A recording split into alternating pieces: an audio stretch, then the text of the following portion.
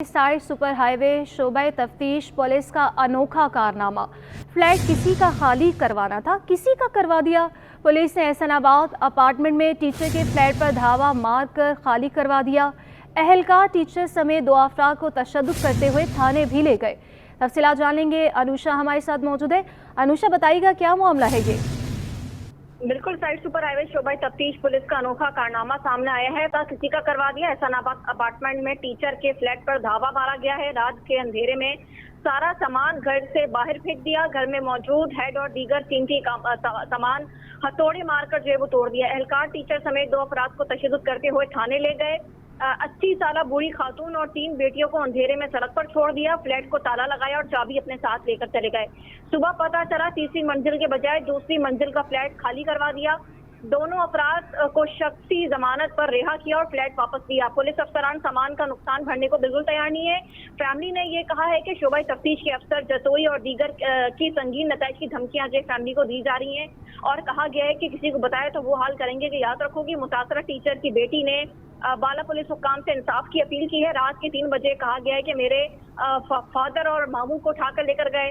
हमने एग्रीमेंट भी दिखाया लेकिन पुलिस वालों ने जो है वो उसको नहीं देखा और हम उनको बताया कि हम किराए पर रह रहे हैं। हमें कहा गया तुम लोग यहाँ पर कब्जा करके बैठे हो। इस हवाले से कराची पुलिस चीफ की जानिब से भी कोई जो है वो नोटिस नहीं लिया गया है। हम देख रहे हैं कि कराची पुलिस में इस तरीके का वाकया पेश आया है लेकिन अब तक जो है वो ना ही एसएसपी ईस्ट की जानिब से, ना ही डीआईजी ईस्ट की जानिब से और ना ही कराची पुलिस चीफ की जानिब से कोई मौक़िफ़ सामने आया है। जी अच्छा अनुषा, बताइएगा कि जिनकी लापरवाही की वजह से ये वाकया पेश आया है, जो इसमें मुलविस पाए गए हैं, उनके खिलाफ क्या कानूनी कार्रवाई की जाएगी?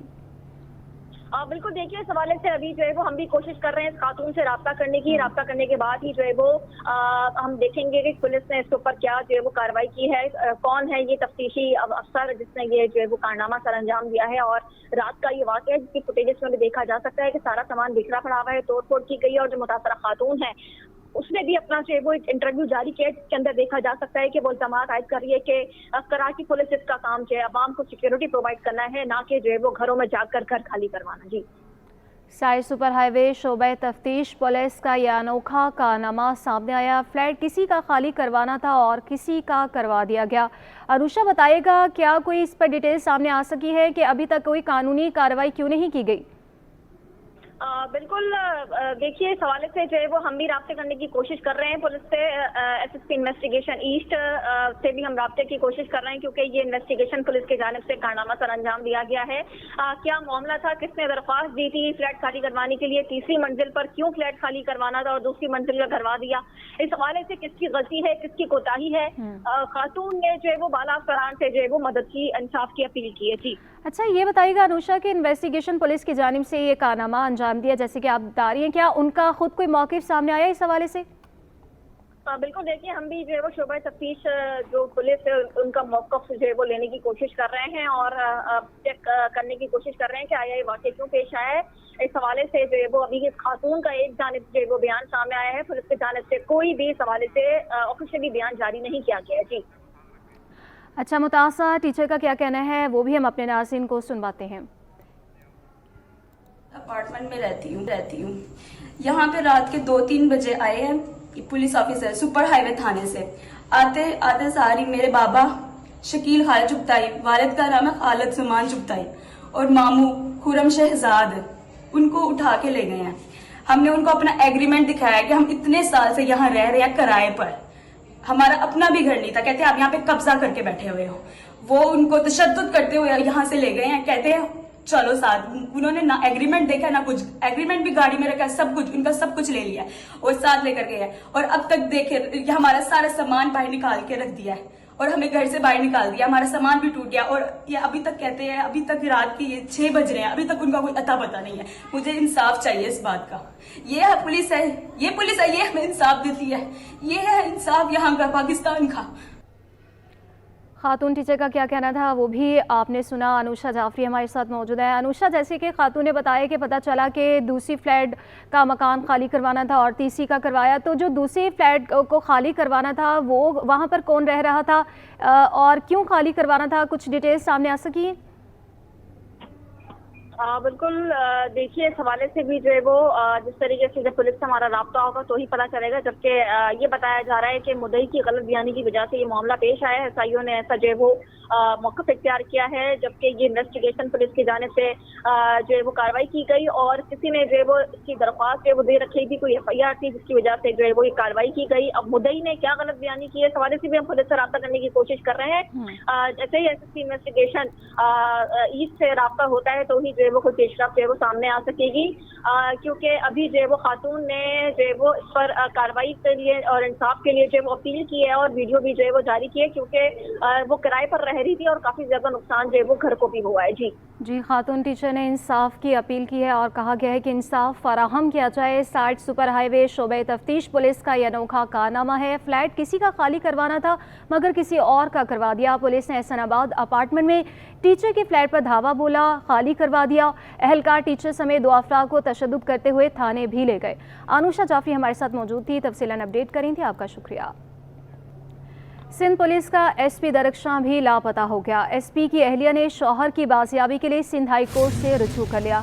अदालत ने आईजी सिंध, महकमे दाखिला, सूबाई हुकूमत और विफाकी हुकूमत को नोटिस जारी कर दिए हैं। तफसीलात जानेंगे मुमताज़ जमाली से। मुमताज़, बताइएगा एसपी नैयर की अहलिया का क्या कहना है? देखें जी, आज सिंध हाई कोर्ट कराची में सिंध पुलिस का जो एक साबिक एसपी है अब वो लापता हो गए हैं। एसपी नीरुल हक की अहलिया ने आमिर मंसूब कुरैशी एडवोकेट के तवस्सुत से शौहर की बाजियाबी के लिए अदालत से रुजू कर लिया है। अदालत ने आईजी सिंध, महकमे दाखिला, सूबाई हुकूमत और वफाकी हुकूमत को नोटिस जारी कर दिए। अदालत ने एसपी के दरख्शां की बाजियाबी के लिए अहम इकदाम भी करने का हुक्म दे दिया है। अदालत ने फरीकैन से 2 हफ्तों में जवाब तलब कर लिया है। दरख्वास्त गुजार का मौक़िफ़ है कि नीरुल हक को 15 और 16 मई दरमियानी शब दरख्शां पुलिस यूनिफॉर्म और सादा लिबास एहलकार साथ ले गए। मुतल्लिका थाना और पुलिस अपने ही पुलिस अफसर की गुमशुदगी से लाइलम है। दरख्वास्त गुजार के वकील आमिर मंसूब का कहना है कि नीरुल हक पुलिस हिरासत में शहरी की हलाकत में मुकदमे में इस्लामाबाद हाई कोर्ट से जमानत हासिल कर रखी थी, जबकि 16 मई को एसपी नीरुल हक ने मुतल्लिका अदालत में सरेंडर करना था, जबकि रात में ही जो है वो गायब हो गया था। 15 अप्रैल को जेर हिरासत मुल्ज़िम मोइज़ नसीम पुलिस जो है से तशद्दुद से हलाक हो गया था। पुलिस का कहना था कि केस में एसएचओ अली रजा लिगारी और हेड मॉरल जो है गिरफ्तार हैं, जबकि एसपी नीरुल हक समेत दीगर मुल्ज़िमान के खिलाफ साहिल थाने में जो कत्ल का मुकदमा दर्ज किया गया। लिहाजा आज अदालत ने एसपी की बाजियाबी से मुतल्लिक तमाम फरीक़ैन से आइंदा समात पर जवाब तलब कर लिया। जी बहुत शुक्रिया मुमताज़ जमाली।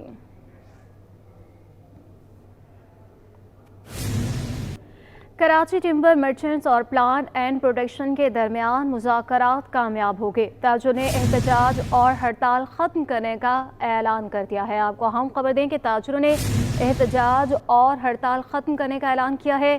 तफसीलात जानेंगे काविश मेमन से। काविश, बताइएगा मुज़ाकरात में क्या तय पाया?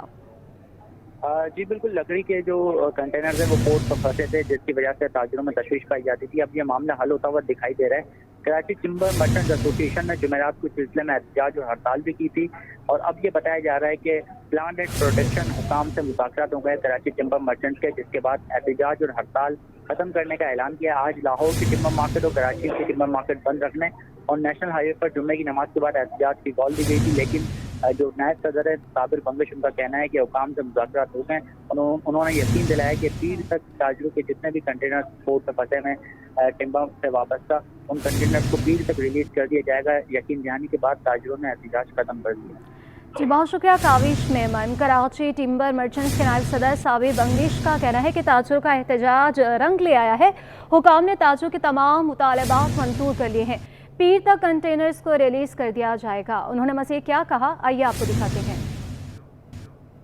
जो हमारे एहतजाज था वो रंग ले आया और रात को लेट आवर जो है इनके साथ प्लांट प्रोडक्शन से मुज़ाकरात हुए जो कि कामयाब हो गए हैं। तो हमारे तमाम जो मुतालबात हैं वो उन्होंने मंजूर कर लिए और इंशाअल्लाह जो हमारी कंसाइनमेंटें रुकी हैं वो सैटरडे या मंडे तक रिलीज़ कर दिए जाएंगे और इसमें ज़्यादातर ताउन आप लोग की मीडिया का बहुत है, जो हम बहुत ज़्यादा आपका शुक्रिया अदा करते हैं। अब आपको बताएं कि सिंध हाई कोर्ट में अवामी मकामात पर पब्लिक टॉयलेट्स के अदम तामीरा के खिलाफ दरख्वास्त पर समाअत हुई।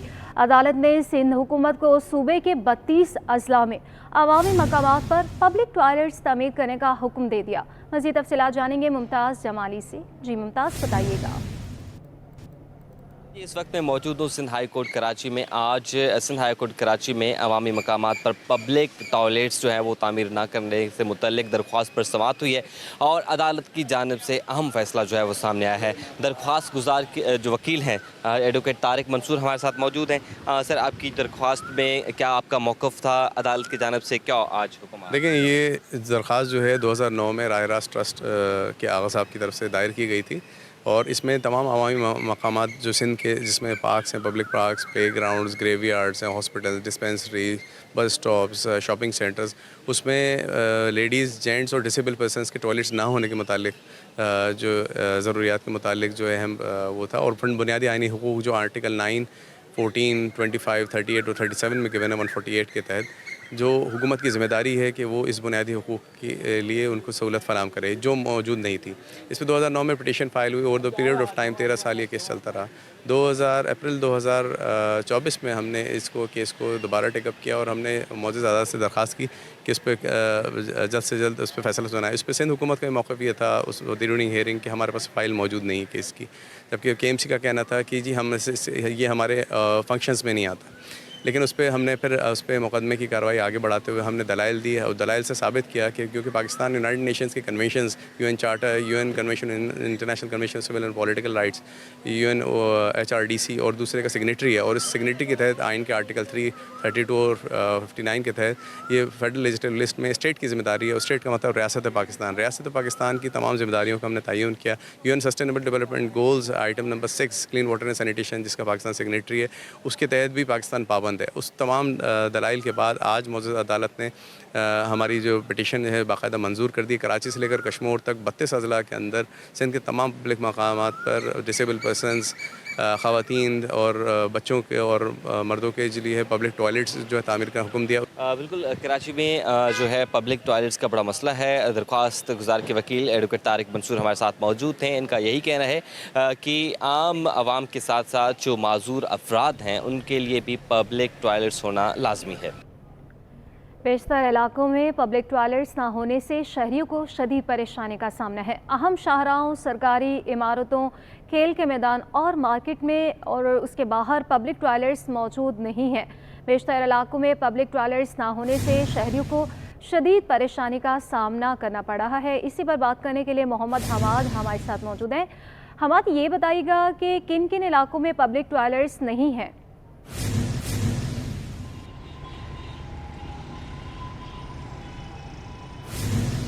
हम आज से रब्ता बहाल करने की कोशिश करेंगे। अपने नाज़रीन को बताएं कि बेशतर इलाकों में पब्लिक टॉयलेट्स ना होने से शहरियों को शदीद परेशानी का सामना करना पड़ रहा है।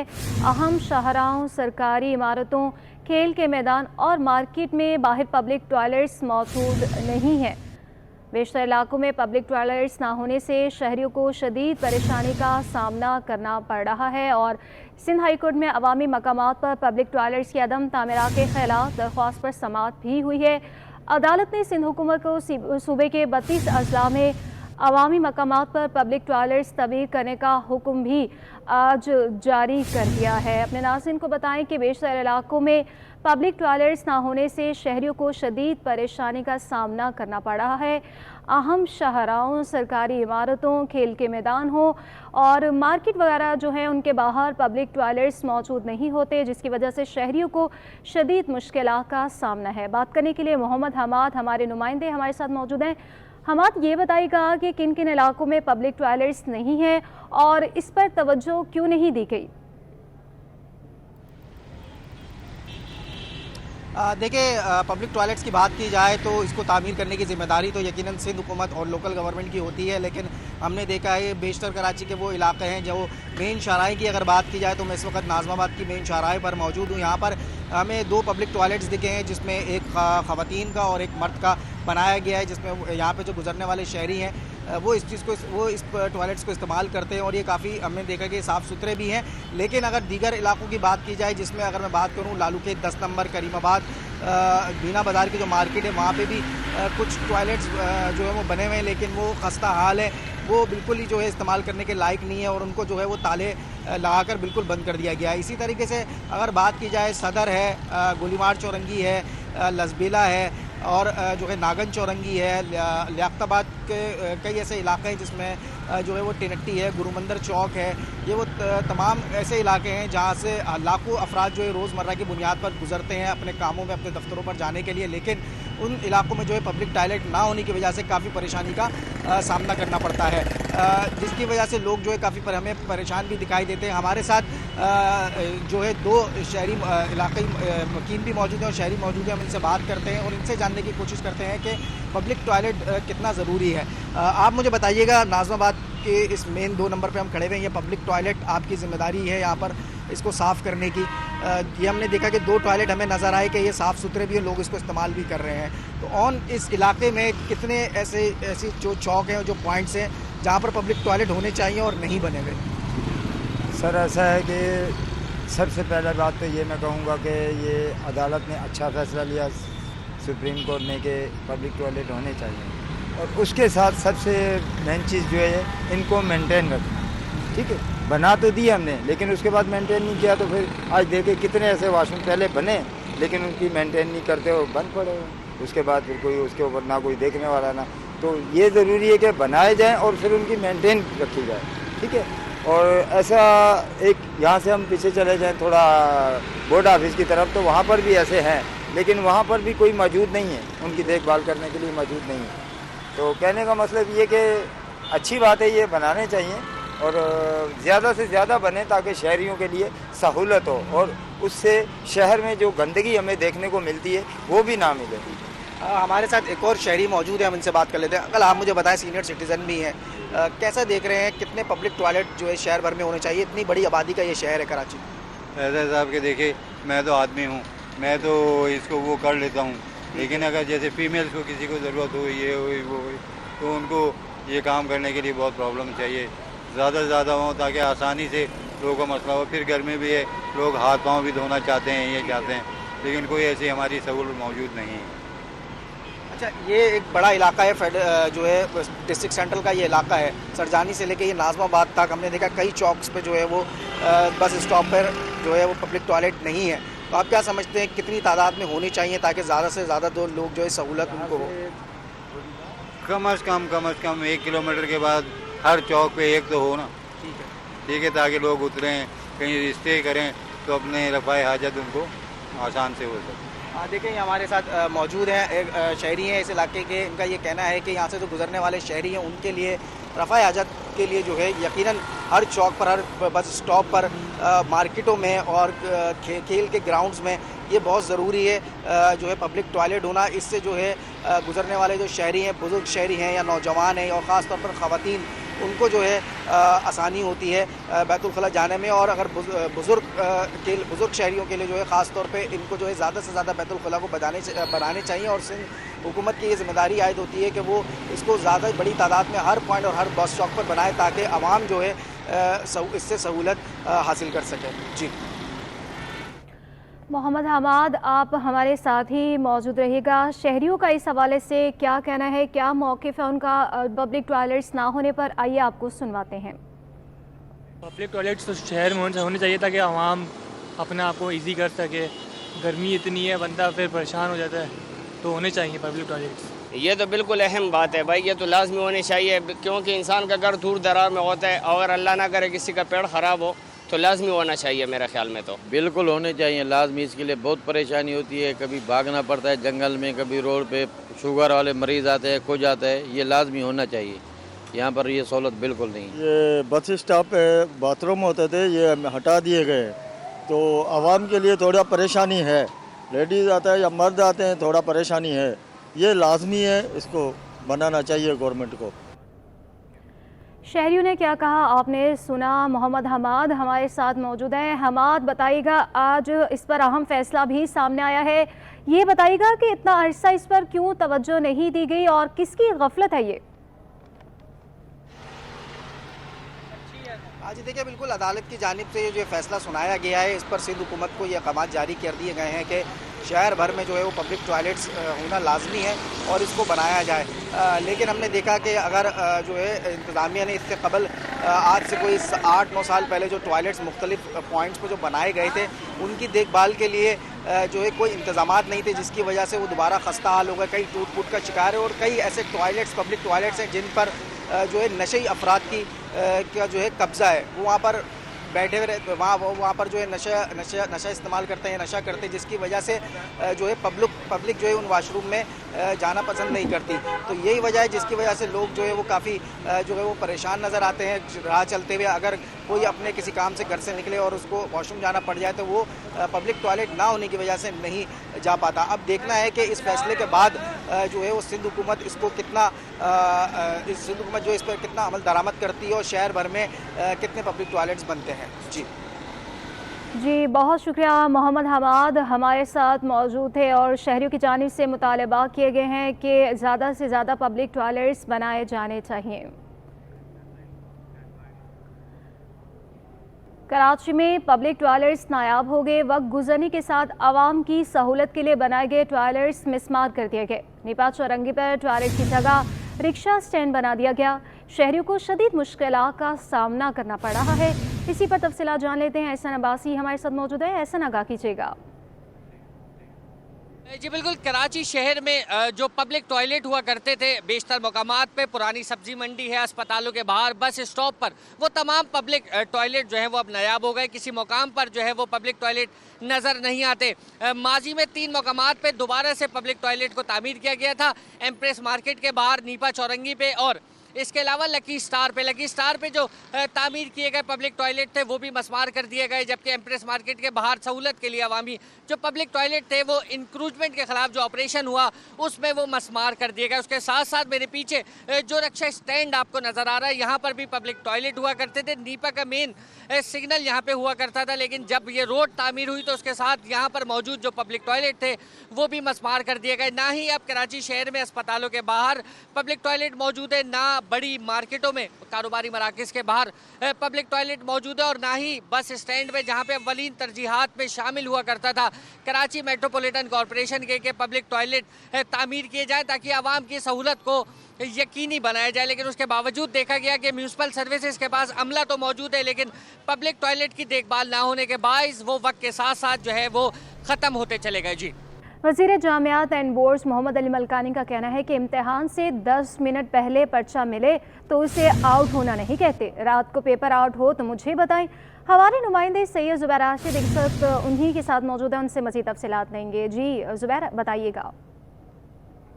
देखें, सुबह वज़ीर जामियात एंड बोर्ड मोहम्मद अली मलकानी इस वक्त हमारे साथ बराह रास्त मौजूद हैं। मैट्रिक इम्तहानात जारी व सारी हैं। बहुत से एक्शन मोहम्मद अली मलकानी की जानिब से हमें दिखाई भी देते हैं, लेकिन सहूलियात का फुकदान है। इम्तहानी सेंटर के मियार पर सवालिया निशान खड़े हो रहे हैं, पर्चे भी आउट हो रहे हैं। मोहम्मद अली मलकानी साहब, आपने सरदार अली शाह के साथ आपकी बैठक हुई थी, आपने तमाम चेयरमैन को कहा था कि अगर कोई कोताही हुई तो चेयरमैन को बरतरफ कर दूंगा। कोताहियों के अनबार लग चुके हैं, लेकिन चेयरमैन की जानिब कोई कदम नहीं उठाया गया। क्या कहेंगे? देखिए, मैंने इस तरह से नहीं कहा था। मैंने ये ज़रूर कहा था और आज भी मैं उस पर स्टैंड करता हूँ कि जिसकी कोताही होगी उसको सज़ा ज़रूर मिलेगी। अब ज़ाहिर है इसका मतलब ये नहीं है, अभी इम्तहान चल रहे हैं, हमने सारी चीज़ें नोटिस की हुई है, किस किस आदमी की गलती है, किस किस की निगलिजेंसी है, तो उसके ऊपर एक्शन होगा। अगर अभी मैंने सब लोगों को हटा दिया तो फिर ये पेपर भी कंडक्ट करने, हमने इम्तहान भी कराने होते हैं। इम्तहान होंगे, जो आदमी जिम्मेवार होगा, इस तरह से नहीं है कि कोई मुल्क से भाग रहा है, कोई कहीं से निकल रहा है। अगर जिसने गलती की होगी, जिसकी एडमिनिस्ट्रेशन में लोगों के जो अरेंजमेंट होने थे, अगर किसी की कोताही है, जिनकी कोताही थी मैंने देखी, उनके ऊपर सज़ा हुई, बाकी लोगों को भी सज़ा मिलेगी। मैं ये आपको यकीन दिलाता हूँ कि यहाँ पर जिस आदमी ने अपने अख्तियारात से तजावज़ किया है, जिसने गलत किया है, उसके खिलाफ एक्शन होगा और इंशाल्लाह ताला आप देखिए। अच्छा, सिर्फ मैट्रिक बोर्ड के अभी क्योंकि मामला चल रहा है तो इससे ज़रा हट के भी बात करते हैं। जामियात भी आपके अंडर में है। कराची की यूनिवर्सिटी के असातिज़ा को बेशुमार जो खदशात हैं वो लाहक है मिनिस्ट्री की जानिब से, इस पर आप क्या कहेंगे? कोई मसला होता है, शट डाउन असातिज़ा की जानिब से कर दिया जाता है, बच्चों के तालीमी सरगर्मियों को मुअत्तल कर दिया जाता है, क्या कहेंगे? पहले मैं अर्ज़ करूँ कि मिनिस्ट्री की तरफ से क्या है। देखें, यूनिवर्सिटीज़ की जितनी ग्रांट आती है वो सिंध हायर एजुकेशन कमीशन या फेडरल हायर एजुकेशन कमीशन से आती है। मिनिस्ट्री की तरफ से कोई ग्रांट उनको नहीं जाती। अगर मिनिस्ट्री से कोई प्रॉब्लम उनको है तो आप मुझे बता दें, हम उनको एड्रेस करने को तैयार हैं। ठीक है, बहुत शुक्रिया जी। वज़ीर जामियात एंड बोर्ड मोहम्मद अली मलकानी साहब इस वक्त हमारे साथ मौजूद थे। मैट्रिक इम्तिहानात से मुतल्लिक उन्होंने कहा कि मैं तमाम तर मामला को जो है बड़ी बारीकी से देख रहा हूँ और बहुत से अहम फैसले जो है वो करने भी जा रहे हैं। इसके अलावा जामियात से मुतल्लिक उन्होंने कहा कि जो असातिज़ा मिनिस्ट्री से नाला है तो वो अगर उनको कोई मसला है तो वो सामने आए, बैठे, बात करें और यकीनन इसका जो हल है वो ज़रूर निकलेगा। जी। कराची चैम्बर और न्यू टेक के दरमियान बाहमी मुफाहमत की यादाश्त पर दस्तखत हो गए। MOU के तहत दोनों इदारे दरकार हुनरमंदों की तरबियत को फ़रोग देंगे। तफसीलात जान लेंगे काविश मेमन से। काविश, बताइएगा। जी बिल्कुल, देखें, कराची चैम्बर ऑफ कॉमर्स और national vocational and technical training commission के दरमियान बाहमी मुफाहमत की यादाश्त पर दस्तखत हो गए। MOU के तहत दोनों इदारे दरकार हुनरमंदों की तरबियत को फरोग देंगे। इस हवाले से चेयरपर्सन न्यू टेक गुलमीना बिलाल का कहना है MOU के तहत न्यू टेक नौजवानों को खुसूसी तरबियत फराहम करेगा। जरूरत पड़ने पर निसाब को सनअतों की जरूरियात के मुताबिक तब्दील किया जाएगा। मकसद नौजवानों को मुलाजमत के दौरान रोजगार के मौके यकीनी बनाना है, ऐसा कहना था चेयरपर्सन न्यू टेक का। उन्होंने मजीद कहा कि चैम्बर के साथ इश्तराक मईशत के साजगार साबित होगा। इस हवाले से कराची चैम्बर के प्रेसिडेंट इफ्तिखार शेख ने न्यू टेक को मुकम्मल हिमायत और ताउन फराहम करने की यकीन दहानी करा दी। और इफ्तिखार शेख ने यह भी कहा कि न्यू टेक कराची चैम्बर में सेमिनार और वर्कशॉप का एहतमाम करे ताकि ताजिर न्यू टेक की फराहम करदा खिदमात से वाकिफ हो सके। जी, बहुत शुक्रिया काविश मेमन। और नाज़रीन, कमिश्नर कराची के मुकर्रर करदा निर्खों पर रोटी का हसूल शहरियों के लिए ख्वाब बन गया। चंद एक के अलावा किसी भी तंदूर पर 120 ग्राम की रोटी 17 रुपये में नहीं मिल रही। शहर के बेशतर तंदूरों पर अभी रोटी 25 से 30 रुपये में फ़रोख्त की जा रही है। तफसीलात जानते हैं अयास राना से। अयास, आगाह कीजिएगा। जी बिल्कुल, कमिश्नर कराची ने 17 रुपए की रोटी मुकर्रर कर दी और हम पूरे शहर में ढूंढते रहे कि ये 17 रुपए की रोटी आखिर मिलेगी किधर। तो हम जब शहर में घूमते घूमते आए तो हमें पता चला कि जी वाटर पंप पे जो एक एसोसिएशन से मुंसलिक तंदूर है, यहाँ पे 17 रुपए में रोटी दस्तियाब है। ज़रा इनसे ही जानते हैं, भाई 17 रुपए में रोटी आप लोग फ़रोख्त कर रहे हैं, क्या उसकी वज़न की रोटी है? वज़न पेड़ा है जनाब, मैं आपकी वज़न करवा देता हूँ। इसका तकरीबन 122 से 24 ग्राम का पेड़ा है। जब रोटी पकती है तो रोटी सूख जाती है उसका रोटी। मुझे पेड़ा पहले दिखाइए कि हमने इनसे दरख्वास्त की थी, ज़रा हमें पेड़े का वज़न करना है। ये हमारा पेड़ा है, आप इसका वज़न की ट्राई कर लें, पिक्चर ले लें। ये 121 ग्राम का वज़न ये बता रहा है 22 का। अब जब ये रोटी पक जाएगी ये और सूखेगी। अच्छा, ये रोटी यहाँ पे तैयार है और ज़रा हम देख लेते हैं कि कौन सी रोटी का ये वज़न हम करके देख लेते हैं। इसी पेड़े की ये रोटी बनती है तो ये बनने के बाद तकरीबन ये 80 ग्राम की रोटी हो जाती है। कितना सूख? ये तकरीबन 40 ग्राम सूख गई। अच्छा, अब ये पापड़ बन गई। ये खाने के मकसद वो नहीं। आप लोगों की जो रोटी की कीमत 17 रुपये है, वो पेड़े की कीमत 120 ग्राम है या रोटी की कीमत लगे? पेड़े की। जी बिल्कुल। अच्छा जी, अब बात वही आ गई कि जो रोटी है वो 17 रुपये में दस्तियाब है, उसका पेड़ा 120 ग्राम का है। रोटी जब पकने के बाद इनका बताना ऐसा है कि वो जब सूखती है तो वो 80 ग्राम या 90 ग्राम तक की ये रोटी हो जाती है। तो तकरीबन ये सिनेरियो है। पूरे शहर में हम ये रोटी ढूंढते रहे लेकिन हमें तो नहीं मिली। लेकिन वाटर पंप पे ये जो शीरमाल हाउस बड़े मशहूर हैं, ये क्योंकि All Sindh Tandoor and Sheermal Association से मुंसलिक है तो इसलिए यहाँ पे ये रोटी मिल रही है। वरना इस पूरे शहर के अंदर 20 से 25 से 30 और यही रोटी की कीमत इस वक्त जो है वो नान दस्तियाब है। लेकिन पूछने वाले कमिश्नर कराची कोई नहीं। लेकिन यहाँ पर भी दूसरी आपकी डिमांड के ऊपर जो है वो उससे भारी रोटी 30 से 40 रुपए तक भी, यहाँ भी जब लोगों को 17 रुपए भी मिल जाएगी और अगर आप उससे भारी रोटी चाहें तो वो भी यहाँ पे दस्तियाब है। जी, कोरंगी कॉजवे पर मौजूद गड्ढे हादसा का बाइस बनने लगे। बलोच पुल जाने वाले रोड पर ट्रैफिक जैम होने लगा। शहरी कहते हैं गड्ढों की वजह से गाड़ियां खराब हो जाती हैं। हमें आगाह कर रही हैं इस पर अक्सा शाहिद। जी बिल्कुल, मैं इस वक्त कोरंगी कॉजवे के रोड पर मौजूद हूँ और जैसे कि कोरंगी की बेशतर सड़कें जो है वो ख़राब हैं, खस्ता हाली का शिकार है। लेकिन मैं इस वक्त जिस कोरंगी कॉजवे पर खड़ी हूँ, यहाँ से ब्रुक्स चौरंगी से लेकर जो है ये रास्ता महमूदाबाद और बलोच की जानिब बढ़ता है। दूसरे शहरों से जुड़ता है ये रास्ता। यहाँ पर शहरी मौजूद है। बताइएगा कि रोज़ाना की बुनियाद पर आप यहाँ से गुजरते हैं? यहाँ जी रोज़ाना हमारा रक्षा ख़राब होता है यहाँ इन खड्डों की वजह से। तो ये बच्चे लेके जाते हैं कैसे? या ये मेरे अपने बच्चे हैं, लेकिन बच्चे स्कूल में लेके जाता हूँ। एक आधा बच्चा तो गिर भी गया था मेरे से इस रक्षे से, वो शुक्र अल्लाह का बच गया था। तो क्या नुकसान आता है गाड़ी में? गाड़ी में पूरी गाड़ी हिल जाती है, मैं क्या बताऊँ, टायर पंचर हो जाते हैं। टायर, हालांकि टायर महंगा है, मेंटेनेंस महंगा है। प्लीज़ थोड़ा सा रहम करो हम लोगों पे, यानी इस पर काम करवाए, थोड़ा सा इस पे काम कराएं, आप भी सुकून आएगा और आवाम को भी सुकून आएगा। बस बिल्कुल यकीनी तौर पे बुरुक से लेकर जब यहाँ पे इस तरफ रोड बढ़ता है कोरंगी कॉजवे की तरफ, तो ये जो गढ़ा है और आगे शाहरा पर मुख्तलिफ रोड सड़क पर जो है वो मुख्तलिफ गढ़े हैं, और अक्सर मोटरसाइकिल पे जो सवार होते हैं शहरी, उनके साथ जो खातून होती हैं, वो लिहाजा अमूमन तौर पर जो है वो गिरती हैं या फिर उतर के खड़ी हो जाती हैं, क्योंकि यहाँ पे जो झटका लगता है वो वाकई बहुत ख़तरनाक होता है। कोई भी दिल का मरीज़ या फिर जो कमज़ोर दिल के लोग हैं वो यहाँ से गुजरने से जो है वो गुरेज करते हैं। लिहाजा इंतज़ामिया को चाहिए कि यहाँ पर जल्दी काम करें और सड़क की हालत को बेहतर किया जाए। जी NA 242 के बाड़ी में इंतखाबी नतीजे के खिलाफ दरख्वास्त पर समाअत हुई। आज़ाद उम्मीदवार दावा खान ने MQM के मुस्तफ़ा कमाल की कामयाबी को चैलेंज कर रखा है। NA 242 के बाड़ी में इंतखाबी नतीजे के खिलाफ दरख्वास्त पर समाअत हुई है। समाअत का अहवाल जान लेंगे मुमताज़ जमाली से। मुमताज़ बताइएगा।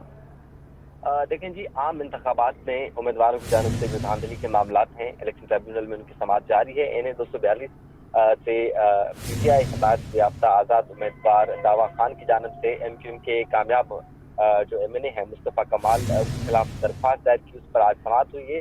एक मरतबा फिर MQM के मुस्तफ़ा कमाल की जानिब से ना वकील पेश हुए ना खुद पेश हुए, लिहाजा अदालत ने एक मरतबा फिर नोटिस जो है वो जारी कर दी हैं और अदालत ने इस दरख्वास्त की जो मज़ीद समाअत है वो 31 मई तक मुलतवी कर दी है। साथ ही साथ आइंदा समाअत पर तमाम फरीक़ैन को हाजिरी यकीनी बनाने का हुक्म दे दिया है। जी मुमताज़, आप हमारे साथ ही मौजूद रहिएगा। आज़ाद उम्मीदवार जमाल सिद्दीकी ने PS 102 के नताइज सिंध हाई कोर्ट में चैलेंज कर दिए। जस्टिस अदनान चौधरी पर मुश्तमिल ट्रिब्यूनल ने फ्रीकैन को 31 मई के नोटिस जारी किए हैं। इस हवाले से भी तफसीलात जानेंगे। मुमताज़ हमारे साथ मौजूद हैं। मुमताज़, इस हवाले से भी बताइएगा। बिल्कुल, देखें जी, ये 102 PS है जहां पर मुबैना धांधली के इल्ज़ामात हैं। इसी पर जो है आज़ाद उम्मीदवार की जानिब से दरख्वास्त पर इलेक्शन ट्रिब्यूनल में समाअत हुई है। अदालत ने तमाम फरीक़ैन को नोटिस जारी कर दी हैं। ये जो है जस्टिस अदनान चौधरी पर मुश्तमिल ट्रिब्यूनल ने ये नोटिस जारी किए हैं और 31 मई के लिए नोटिस जारी करते हुए तमाम जो फरीक़ैन हैं उनको जवाब जमा कराने का भी हुक्म दे दिया है। इसमें जो मुत्तहिदा कौमी मूवमेंट की कामयाब जो MP हैं आमिर सिद्दीकी को भी नोटिस की तामील के लिए सेक्रेटरी सिंध असेंबली को हिदायत की गई है, जबकि रिटर्निंग अफसर और हल्के के दीगर उम्मीदवारों को भी जवाब दाखिल करने का अदालत ने हुक्म दे दिया है। जी बहुत शुक्रिया मुमताज़ जमाली। पेट्रोलियम मसनूआत का दरामदी बिल भी बढ़ गया। रवां साल पेट्रोलियम मसनूआत का दरामदी बिल में 88% इजाफा हुआ। दरामदी बिल 1 अरब 67 करोड़ डॉलर से तजावुज़ कर गया है। इसी पर तफसीलात जान लेंगे अशरफ खान से। अशरफ, बताइएगा। जी, देखा जाए पाकिस्तान का दरामदी बिल बढ़ता जा रहा है। खास तौर पर जो पेट्रोलियम मसनूआत का दरामदी बिल देखा जाए अप्रैल 23 के मुकाबले अप्रैल 24 में 88% का बड़ा इजाफा हुआ है और ये 1 अरब 67 करोड़ डॉलर पे पहुंच गया, जो कि अप्रैल 23 में पेट्रोलियम मसनूआत का दरामदी बिल 90 करोड़ डॉलर से भी कम था। यहाँ पे देखा जाए मार्च 24 के मुकाबले अप्रैल 24 में एक माह में पेट्रोलियम मसनूआत का दरामदी बिल 11% बढ़ा है। और यहाँ कंसर्न ये देखा जा रहा है पेट्रोलियम मसनूआत जो हुई है उसमें पेट्रोल और डीजल की दरामद अप्रैल 23 के मुकाबले अप्रैल 24 में 115% बढ़ी है, जबकि देखा जाए अप्रैल 23 के मुकाबले अप्रैल 24 में खाम तेल की दरामद 110% का बड़ा इजाफा हुआ है। और साथ ही अगर देखा जाए LNG की दरामद भी 33% इजाफे से 34 करोड़ 40 लाख डॉलर पर पहुंच गई है। और कंसर्न ये देखा जा रहा है मैरीन का रवा माली साल 10 माह में पेट्रोलियम मसनूआत का दरामदी बिल 2% कमी से 13 अरब 76 करोड़ डॉलर पर पहुंच गया। और कहा गया है कि पाकिस्तान को इस वक्त कीमती ज़र मुबादले की जरूरत है और यहाँ जो सेविंग की बात की जा रही थी उसके बदले में देखा जाए एक महीने में 88% का बड़ा जो इजाफा हुआ है पेट्रोलियम मसनूआत की दरामद में, वो कंसर्न शो किया जा रहा है। जी अशरफ, आप हमारे साथ ही मौजूद रहिएगा। वर्ल्ड हाइपरटेंशन डे के मौके पर डाउ यूनिवर्सिटी ओझा कैंपस में वॉक का इनाकाद किया गया है। इस पर तफसीलात जान लेते हैं फारान खान से। जी बिल्कुल, इस वक्त जो है मैं डाउन यूनिवर्सिटी ओजा कैंपस से आपको रिपोर्ट कर रहा हूँ। वर्ल्ड हाइपरटेंशन डे के हवाले से यहाँ पे वॉक का भी इनेकाद किया गया और तिब्बी अमला और डॉक्टर्स ने यहाँ पे जो है वो आगाही के हवाले से जो है वो मैसेज और अपना मैसेज भी रिकॉर्ड किया है। इस वक्त मेरे साथ डॉक्टर तारिक फरमान साहब मौजूद भी हैं। सर मुझे बताइएगा वर्ल्ड हाइपरटेंशन डे के हवाले से क्या मैसेज देंगे और हर गुजरते दिन के साथ पाकिस्तान के अंदर ये शरह बढ़ती चली जा रही है, 44% तक ये शरह जा पहुँची है, जिसमें से मेजॉरिटी जो है वो 18 से 20% आवाम को इस चीज़ का इल्म ही नहीं होता कि वो हाइपरटेंशन जैसी बीमारी से जूझ रहे हैं। जी, आपने बिल्कुल दुरुस्त कहा। इसको खामोश कातिल के नाम से भी जाना जाता है कि इसकी आमतौर पे कोई अलामत नहीं होती। इसलिए जो इस वर्ल्ड हाइपरटेंशन डे का एक मकसद ये भी है कि हम लोगों को बताएं कि आपने ज़रूर अपना ब्लड प्रेशर ज़रूर चेक करवाना है। हर बालिग फ़र्द को या 18 साल से जिसकी उम्र ज़्यादा है वो अपना ब्लड प्रेशर ज़रूर चेक करवाए और उसको पता हो, वो नोट करके रख ले कि मेरा ब्लड प्रेशर कितना है। आम तौर पे 120 और 80 से अगर ज़्यादा ब्लड प्रेशर है तो वो हाई ही समझा जाता है हर उम्र के लिए। ऐसा नहीं है कि गुज़रती उम्र के साथ आप ये समझें कि अगर मेरी वालिद साहब की उम्र ज़्यादा है, 50 साल है, तो उनका ब्लड प्रेशर 150 ठीक है। ये बिल्कुल गलत एक कॉन्सेप्ट है। हर जो बालिग फ़र्द है उसका अगर ब्लड प्रेशर 120 और 80 से ज़्यादा है तो ये बुलंद ही जाना जाएगा और उसको कंट्रोल करने की कोशिश की होगी। आम तौर पे हम पहले मरहले में लोगों को ये कहते हैं कि अपना हेल्दी लाइफ़स्टाइल आप जो है वो अडॉप्ट करें। आपकी ज़िंदगी की गुजारने के जो तौर तरीके हैं वो अच्छे होने चाहिए। और जैसे कि आपने कहा कि यंग लोगों में भी जो है ब्लड प्रेशर की शरह जो है वो बढ़ती जा रही है, वो वजह ये है कि हमारे पास जो है एक तो मौक़े वैसे भी कम हैं, यानी हुकूमत की जानिब से ऐसी सहूलतें नहीं हैं जिसमें बच्चे जो है वो स्पोर्ट्स करें, ग्राउंड्स नहीं हैं, वो वहाँ पे गार्बेज सेंटर बने हुए हैं, पार्क जो हैं वो उन पे भी कोई तवज्जो नहीं है, वो है भी कम। तो ये सहूलतें ज़्यादा होनी चाहिए। जी बिल्कुल, इस वक्त जो है डॉक्टर तारिक फरमान हमारे साथ मौजूद भी थे, जिन्होंने आपको बराह रास्त बताया भी है किस तरीके से जो वो वर्ल्ड हाइपरटेंशन डे के मौके पर हम अपने लाइफ स्टाइल को चेंज कर सकते हैं और इस मौलिक बीमारी से जो वो बचाव कर सकते हैं। जी, और इसके साथ ही न्यूज़ स्टूडियो से फिलहाल के लिए इतना ही है।